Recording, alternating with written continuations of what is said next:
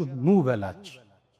የመጀመሪያ በሱ ሌላን ላታጋሉበት፣ ሽርክ ላትሰሩ፣ የሞተን ላትለምኑ፣ ጠንቋይ ቤት ላትሄዱ፣ የሞተን ሰው ድረሱልኝ ላትሉ፣ ሽርክያት የምንለው አላህ ከሱ ልትርቁ። ዝርዝሩን ዘረዘረና አላህ አስከትሎ ወላ ተቅቱሉ ነፍሰ ለቲ ሐረመ አላሁ ኢላ ብልሐቅ፣ በእውነት በተገቢ ቢሆን እንጂ ነፍስን ላታጠፉ። ክልክል ነው ነፍስን ማጥፋት፣ ክልከላው የጠበቀ ነው። ነቢዩ ዓለይሂ ሰላቱ ወሰላም እጅተኒቡ ሰብዐል ሙቢቃት፣ ሰባት አጥፊ አውዳሚ አላህ ዘንድ ቁጣን የሚያወርዱትን ሰባቱን ራቋቸዋል። የመጀመሪያ በአላህ ላይ ላታጋሩ እንዳታጋሩ፣ ሁለተኛው ሲሕር እንዳትሰሩ ድግምት ውስጥ እንዳትገቡ፣ ሶስተኛ አስከተሉና ነፍስን ላትገሉ ነው። ነፍስን ገደልክ ማለት የጥፋት አውድማ ውስጥ ገብተሃል። መውጫ የሌለው ወንጀል ውስጥ ተዘፍቀሃል። እረፍት የለው፣ ሰላም የለው፣ መረጋጋት የለው፣ ሁሉ ነገርህ የታወከ ስብዕና ውስጥ ትገባለህ አላህን እስክትገናኝ። በተለይ ደግሞ የገደልከው ሙእሚን ከሆነ ወንጀሉ ከባድ። ሁሉም ነፍስ ክልክል፣ ሙእሚን ሲሆን ደግሞ ይገሳል። ለዛ ነው አላህ ሙእሚንን የገደለ በአቂዳ ተለያየን ነገ እኮ እንዲህ ናቸው ብለህ ተሳስተህ እጅህን የሰነዘርክ ከሆነ 5 ቅጣት ነው አላህ ያዘጋጅ። ወመን የቅቱል ሙእሚነን ሙተዓሚደን፣ እንዲያው አምኖበት አስቦበት አንድ ሙእሚን የገደላል ፈጀዛኡሁ ጀሃነም፣ ጀሃነም የሱ መዘውተሪያ ነች። ኻሊደን ፊሃ ላይወጣ ይዘወትርባታል። ወገዲበ አላሁ ዐለይህ አላህ ተቆጦበታል። ወለዐነ ረግሞታል። ወአዐደ ለሁ ዐዛበን ዐዚማ የከበደን ቅጣት አዘጋጅቶለታል። ወደ ሙእሚን እጅህ እንዳይሳሳት። የሐሳብ ልዩነት ሁሌ ይኖራል፣ የአመለካከት ልዩነት ይኖራል። እንዳታስበው፣ እንዳትዘናጋ። መብቱ ነው። በዛ አመለካከት ታስተምራለህ፣ እንጠራለን፣ እንለፋለን። ለዘዋሉ ዱንያ እቺ ፍጥረተ ዓለም ዱንያ እኮ መጥፋቷ አሉ ነቢዩ ዓለይሂ ሰላቱ ወሰላም አላህ ዘንድ የአንድ ሙእሚን ነፍስ ከሚጠፋ የበለጠ ነው። እቺ የምታዩት ዱንያ መጥፋቷ አንድም ሙእሚን ደም ከመፍሰስ።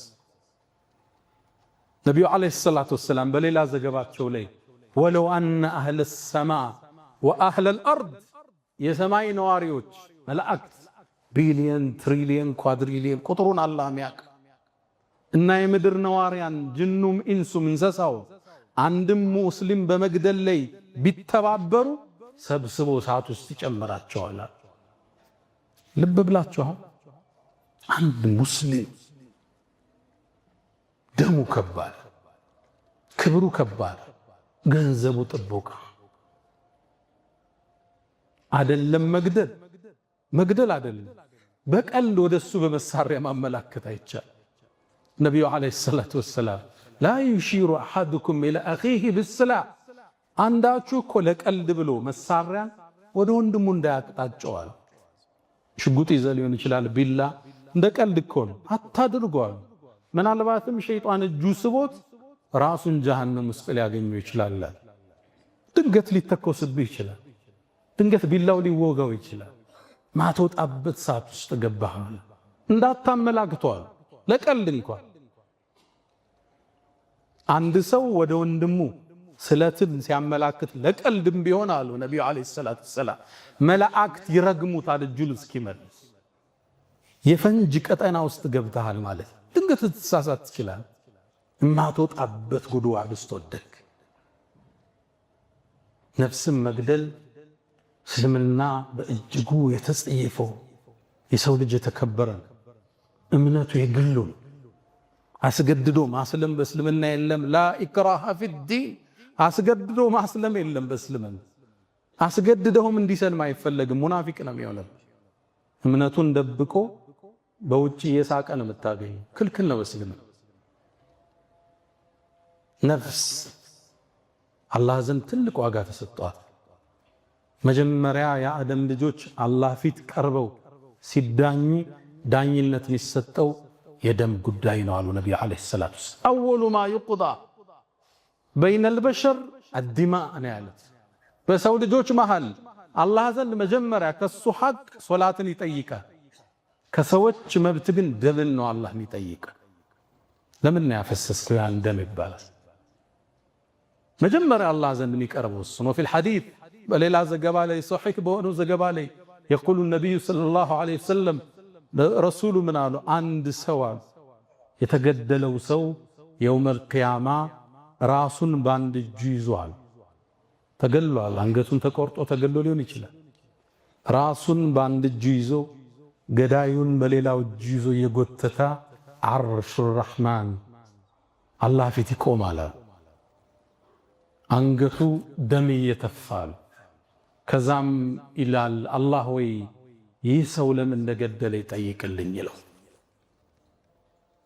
አላህ ፊት ፍርዱ ቀርቧል። ከዛም አላህ ተዒስት እድለ ቢሶንክ ይለዋል። ወደ እሳት ውሰዱት ይባል። ደምን ስታፈሰው የግድ መሳሪያ ስላንቀሳቀስክ አይደለም። በጻፍከው ጽሁፍ፣ ፌስቡክ ላይ በለቀቅከው፣ ማህበረሰቡ ዘንድ በዘራሁ ወሬ ህዝብ ተነሳስቶ ለልቂቱስ ገባ ማለት ደም ውስጥ ተሳትፈሃል።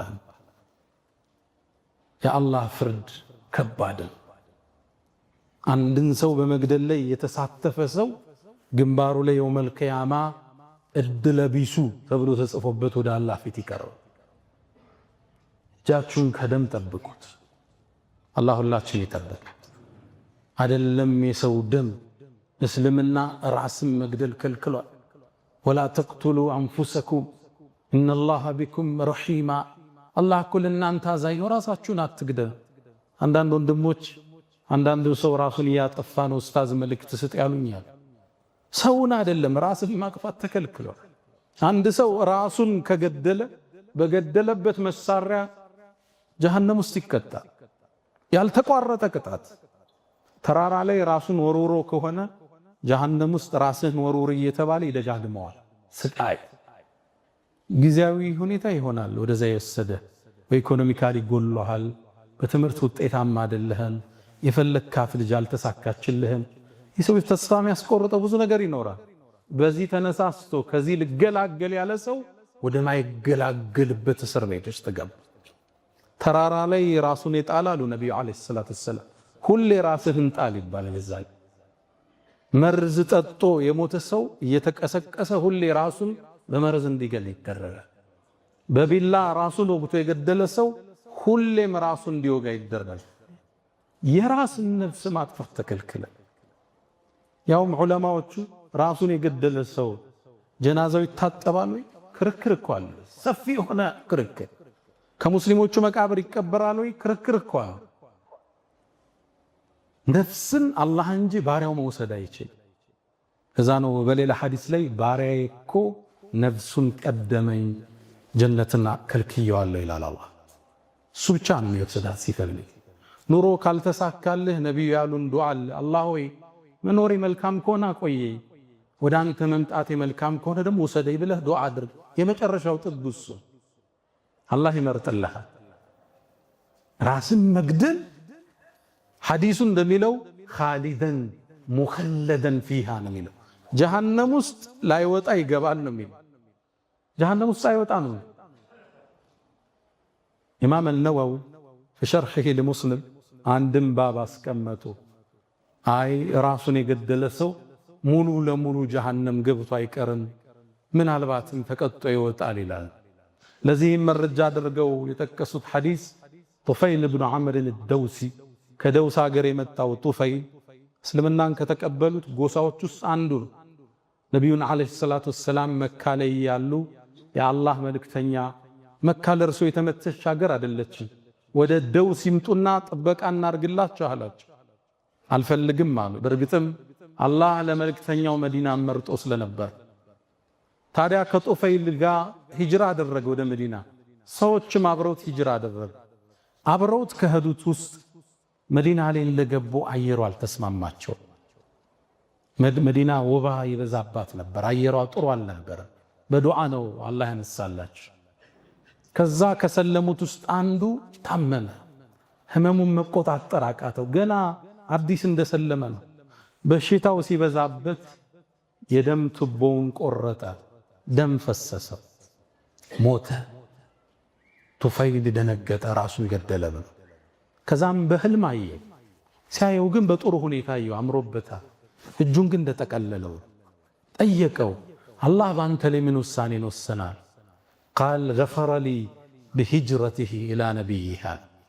አይ አላህማ ማረኝ ወደ ነቢዩ በመሰደድ ያለ ሀገሩን፣ ንብረቱን፣ ቤተሰቡን ጥሎ ነቢዩን ለማገዝ ከሳቸው ጥግ ለመሆን ተሰዷል። በዚህ ማረኝ። ታዲያ እጅህ ለምን የተጠቀለለ ብዬ አልኩት ይላል። አይ እጅንማ አንተ ያበላሸኸውን እኛ እናስተካክልም ተባልኩ ነው። እጁ እንደተጠቀለለ ወጣው አለ። ህልሙ ከብዶታል። ወደ ነቢዩ ዓለይሂ ሰላም